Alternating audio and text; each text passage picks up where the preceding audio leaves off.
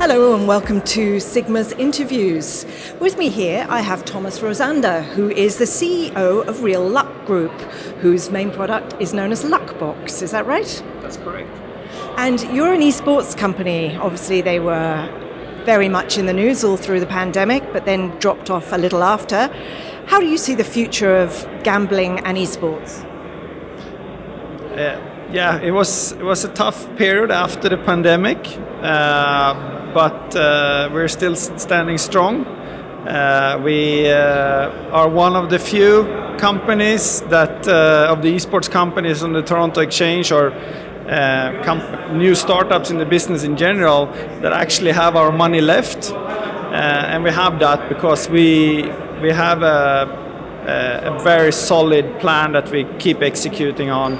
A lot of our competitors, they speculated on the market with the money they raised, and now they are in trouble and need to raise more money during a recession, which is not favorable, of course.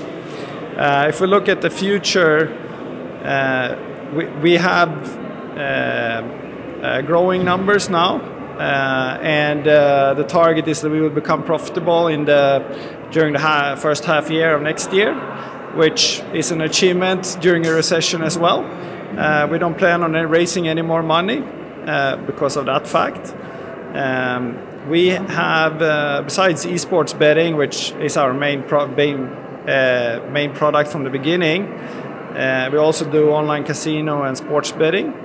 But what is happening and what is new is that we're also becoming a B2B brand.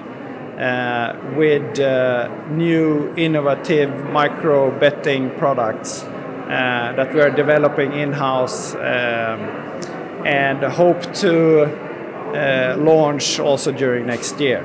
So what kind of micro betting products, can you tell us a bit more about them? Yeah, so micro betting basically means that you have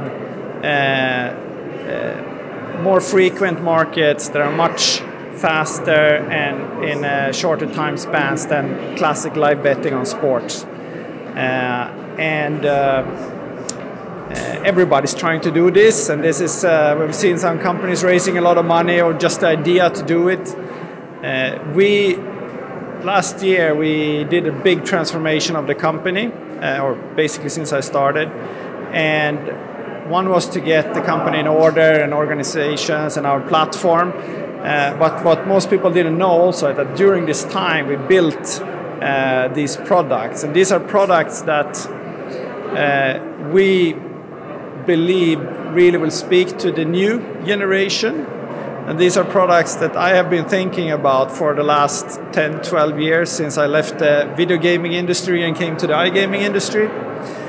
And it is what we believe, and what this product stands for is that this new generation, you can't keep giving them pre-match odds or traditional live betting. It has to be much faster, it has to be much more engaging, because their base entertainment or the default entertainment is video gaming. And then if you have for them to scroll through a list with matches and odds, it just doesn't make any sense. It takes too long time. It's their patience span is not long enough, basically. Do they want also more social types of betting? Yes, it is a very important part of it, and that is also part of the products. But yeah, we're building something on that, around that too, because when you come with a completely new high margin betting product, it opens the door for how you communicate with the new audience as well.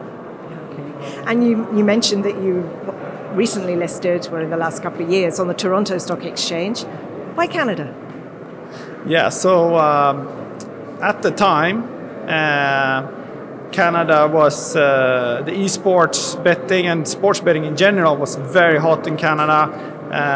They were about to become regulated, and we have since then seen Ontario becoming a regulated market. Of course, after the pandemic and a lot of speculation and a lot of hype, almost all these shares took a dive because it didn't happen as fast as the investors expected. But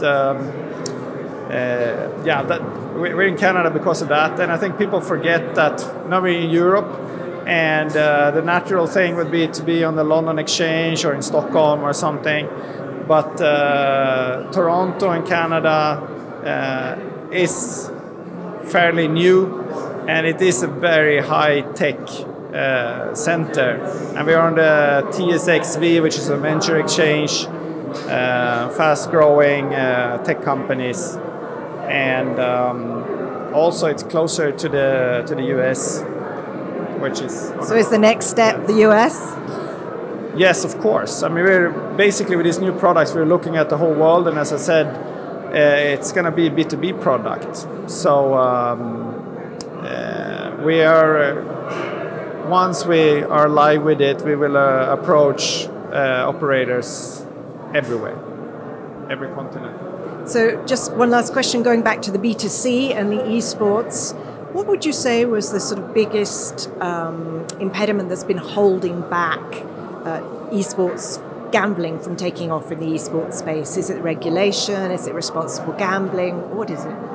No, there are two things. One thing is that there simply isn't enough content. If you want to bet on football today, you can go into any betting site and you will find a match to bet on. That is not the case yet with esports betting for any of the games. So this is something that has to change, and that is something that we are working on, and there are a lot of content providers here today also that are working on this, so we're teaming up with them and also with other operators to make this happen. The other thing, which is our conviction as well, is that, as I said before, you need to have a product that speaks to the new generation, to the video gaming generation, because the old sportsbook products are simply not up to par. So that's why we are focusing on these products as well, that are much faster, much more engaging, and speaks to people that have their default entertainment in video gaming. Thank you, Thomas. Would you like to add anything else? No, thank you very much. Thank you very much for joining us today. Good luck with your endeavours.